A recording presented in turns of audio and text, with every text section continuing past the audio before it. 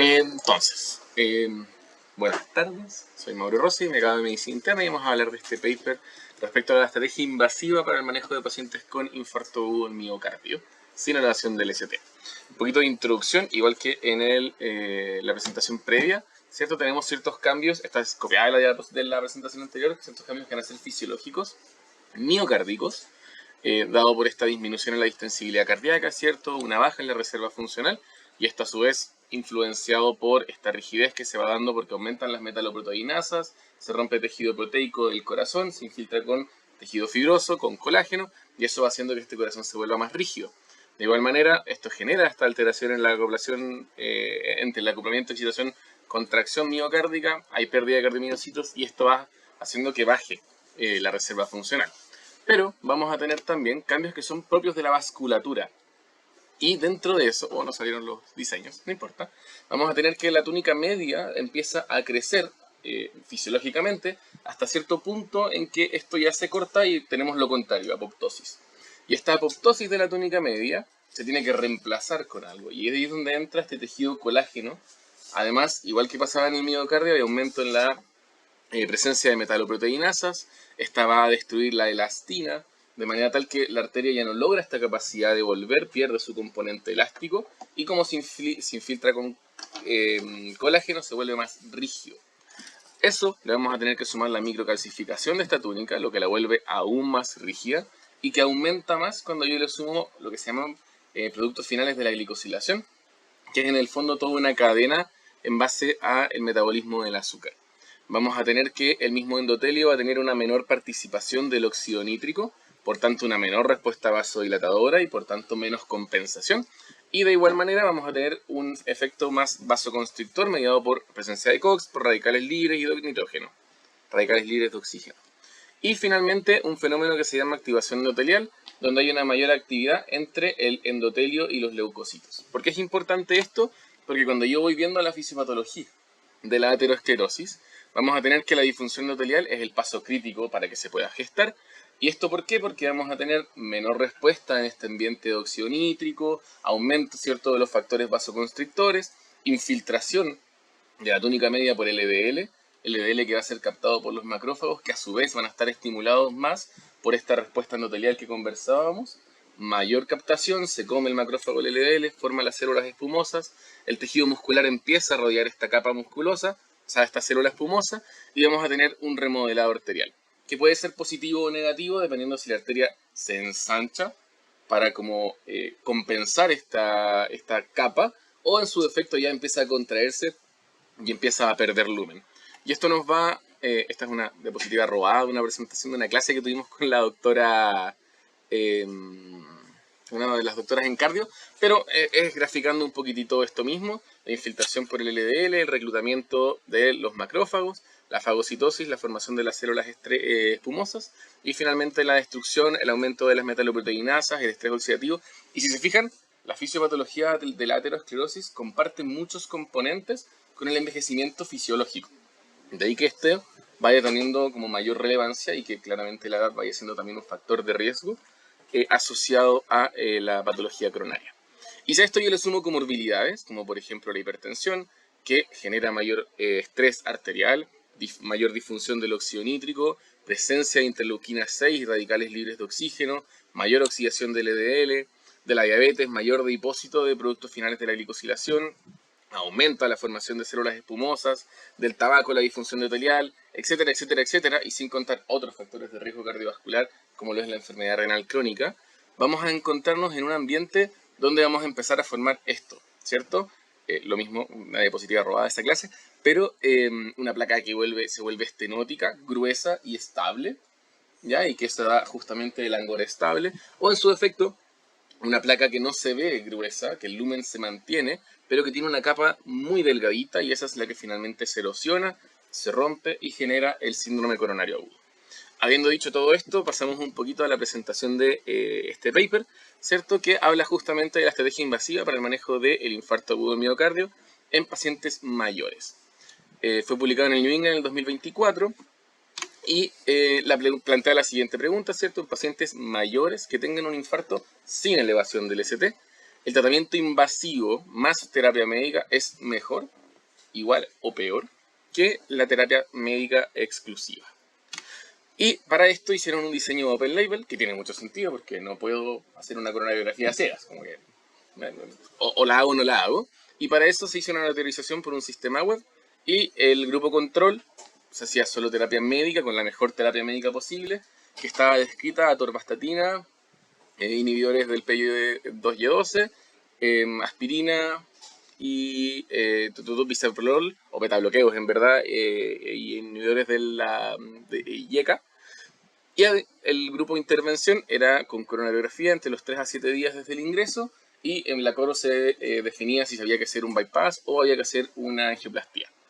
Además, se hizo un seguimiento por llamado o por visita a domicilio, y esto era a los 6 meses, 12 meses y finalmente anual cada un año hasta los 5 años, con un promedio de seguimiento de 4 años. Criterios de inclusión me encantaron porque fueron muy sencillos: mayores de 75 años, infarto tipo 1 y consentimiento. Nada más. ¿Qué es el infarto tipo 1? Tenemos 5 tipos, ¿cierto? El infarto tipo 1 es aquel asociado a la placa que se rompe, la placa aterosclerótica que se rompe. El tipo 2, que es cuando hay un déficit en el fondo entre oferta y demanda, por ejemplo, una anemia severa en un paciente séptico, en un paciente choqueado, se excluyó. Infartos con elevación del ST se excluyó porque ahí por defecto todos los pacientes van a terapia invasiva y que tenga alguna contraindicación a la terapia.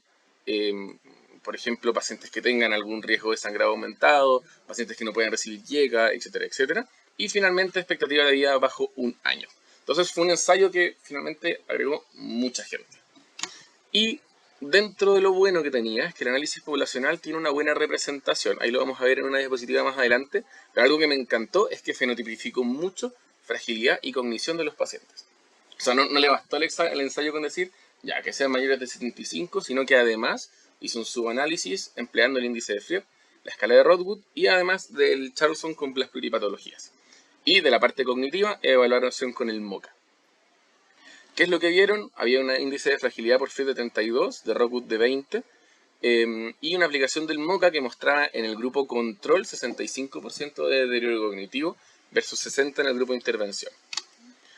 Esto no lo vamos a extender, es solo para recordar el Rodwood, los criterios de Fried y el Charlson.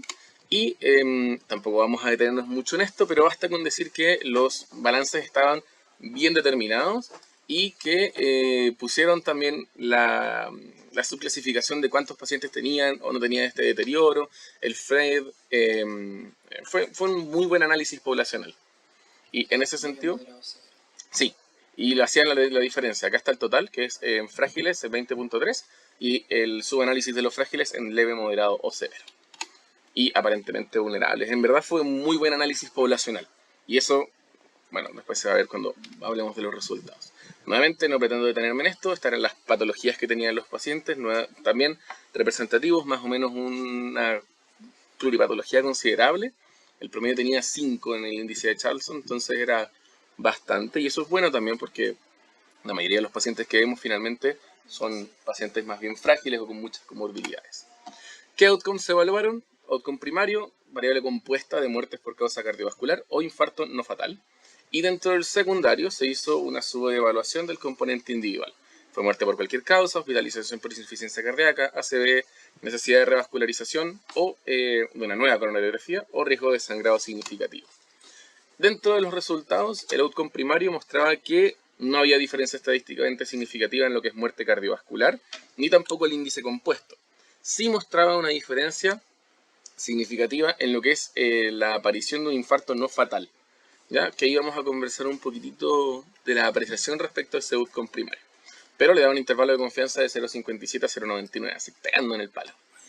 Dentro de los outcomes secundarios, nuevamente, la mayoría no fueron estadísticamente significativos, excepto la necesidad de una nueva coronariografía o de revascularizar a estos pacientes nuevamente, ¿ya? Y eso sí mostraba una incidencia estadísticamente significativa. Una de las cosas que llama la atención es que el índice de TIA en el grupo como intervención impresiona tener un hazard ratio elevado, no estadísticamente significativo, pero de 0.92 a 4.56, o sea, impresionaba ser mucho más asociado a, nuevamente, no estadísticamente significativo. Y el subanálisis poblacional, que esto me gustó mucho, es que agarraron justamente este subgrupo que se hizo poblacional de es frágil, no es frágil, qué tan frágil es, tenía o no tenía deterioro cognitivo, cómo estaba el Charlson, etcétera, etcétera, etcétera, y todo eso lo pusieron. ¿Ya? Si se fijan, ninguna es estadísticamente significativo, pero no importa porque no había visto ningún paper que se diera el tiempo de hacer este subanálisis por fenotipo. Y estas son las tablitas donde mostramos, que me voy a detener en esto después, porque importa antes de eso ver un poquito de la validez interna de este estudio. Y es que hay dos cosas que le bajan la calidad. Primero, que hubo una contaminación por crossover. ¿Por qué? Porque los pacientes del grupo control, que tenían empeoramiento de la clínica o que tenían persistencia del dolor, se pasaban a coronariografía, ¿ya? Y eso hizo que un 25% de los pacientes en el grupo control recibieran la intervención. Por tanto, parte de lo que yo puedo ver del efecto del grupo control puede estar mediado o contaminado por la angioplastía, y eso puede hacer que el efecto disminuya, como decir, ya no es estadísticamente significativo, pero claro, revascularicé 25% pacientes más. Entonces baja la validez interna del examen, o sea, del estudio, y que está bien porque éticamente no puedo dejar a ese paciente morir, porque sí, pero sí contamina un poco los resultados. Y lo otro es que viola los supuestos de Cox. No tenía idea de qué es esto, así que lo tuve que buscar. Y en el fondo lo que dice es que el outcome final de un estudio se tiene que evaluar en periodos de tiempo. ¿Por qué? Porque yo no puedo tener un beneficio significativo el primer año, a los 5 años ver que es igual y decir como, no hay beneficio. Y eso es lo que pasa justamente en esta tablita de acá, donde vemos que hay una separación que dura 5 años. O sea, en el fondo de acá, a 5 años tenemos un riesgo menor de presencia de infarto, pero cuando hago el outcome compuesto, las curvas se separan en una forma estadísticamente significativa casi hasta los 2 años. De ahí en adelante esto se vuelve a juntar. Entonces, cuando yo calculo el hazard ratio de todo esto, digo, no es estadísticamente significativo. Pero en los primeros 2 años, pareciera que sí. Y ahí es donde se viola este supuesto de Cox. En cuanto a la validez externa, lo bueno es que tenía una población que es súper comparable a nuestra población en general, ¿cierto? Es muy extrapolable, eran pacientes frágiles, que tenían deterioro cognitivo, que tenían hartas comorbilidades, pero no es tan replicable en cierto sentido. En nuestro sistema de salud sí, pero en DIPRECA, por ejemplo, no tanto. ¿Por qué? Porque el grupo control recibía el tratamiento directamente a nivel estatal. De igual manera, el grupo por intención de tratar. Pero no todos los sistemas de salud funcionan igual, entonces no es tan replicable el examen. Muchos pacientes se pueden perder porque los costos son altos, porque comprar el clopidogrel más la estatina más la aspirina no es tan accesible. Y de igual manera, hubo un problema en torno a la limitación del poder estadístico, dado que el estudio buscaba en el fondo una población mucho más alta, pero se hizo durante pandemia, entonces el reclutamiento también bajó mucho y hubo una tasa de eventos primarios menor a la anticipada, entonces presupuestaron que necesitaban mayor población, pero no se logró. Y todas estas cositas fueron alterando un poquito la validez externa del estudio. Y finalmente esto nos deja con la siguiente conclusión. La calidad de vida versus supervivencia, ¿cierto? No hay beneficio en supervivencia. O sea, yo puedo hacer revascularización, puedo hacer terapia médica, pero no hay un beneficio en sobrevida final a largo plazo ni a corto plazo. Lo que sí hay es una reducción relativa del riesgo de reinfarto no fatal y reintervención coronaria. Una de las cosas que se conversa, que no es estadísticamente significativo, pero es que eventualmente la fragilidad extrema se asocia a peores resultados en la terapia invasiva. ¿Ya? Y eso no tenemos cómo saberlo porque nuevamente no hay evidencia significativa, pero es lo que impresiona al ver un poco los resultados. Había también dentro del estudio un retraso considerable en la coro, 5 días desde que ingresaba. Igual es rápido, ¿ya? Pero hay pacientes, sobre todo en el JAMS-INST, depende mucho del GRACE, que no estaba como determinado, entonces no sé si quizás eran pacientes más severos, menos severos, ahí queda un poquito a la interpretación, y le bajaba un poquito esta sensibilidad al estudio, este crossover que había entre los grupos. Lo que sí es que desmitifica un poco este tema de la edad como un criterio para decidir si hago o no hago una terapia invasiva. Y esto nos deja con las siguientes conclusiones. En pacientes de 75 años o más que tengan un JAM sin elevación del ST, la estrategia invasiva no prolonga la supervivencia, tampoco reduce mortalidad, pero sí reduce el riesgo de un nuevo infarto no fatal y por tanto las nuevas rehospitalizaciones, los costos asociados a la atención de salud por síntomas recurrentes o por nuevo infarto, al menos en un corto o mediano plazo. ¿Ya? Y ahí volvemos un poquito a la tablita donde vemos que el beneficio como real estaba a los primeros 2 años.